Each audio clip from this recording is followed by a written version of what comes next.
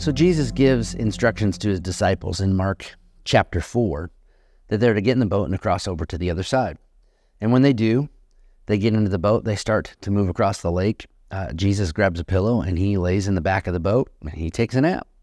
And while he's sleeping, a storm rises up, starts splashing and beating on the sides of the boat, so much so that the boat begins to fill with water. And his disciples, being afraid, wake up Jesus, and they say, in verse 38, "Teacher, do you not care that we are perishing?" The answer to that is, of course, Jesus cares about them. The concern they had was that they see their boat sinking and Jesus is still asleep.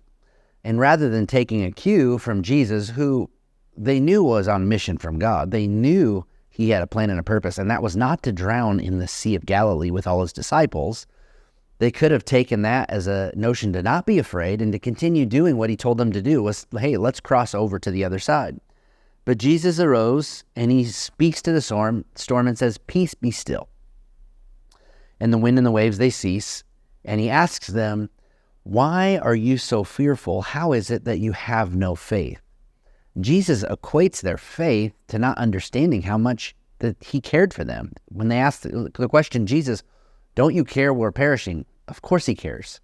But that fear, that misunderstanding that he does care for them, that it was going to be okay, got them into a place where they had no faith that they were going to make it out of this, that somehow tragically their lives were going to be lost. And that wasn't the case at all. So we have to understand that what we believe about God and how he cares for us, that he really and genuinely cares for us, will bolster our faith. And if we're questioning whether he cares for us, we need to get back into the Word and see how much he's done for us to show us his care for our lives. So as we're thinking about today and thinking about what God's doing in our lives, let's make sure we're very aware that the Lord Jesus cares for us. What our life is happening in our life matters to him. And so if he's calm, and he is, then let's be calm. Let's trust him. Let's have faith in him. When something needs to be done, he's going to take care of it.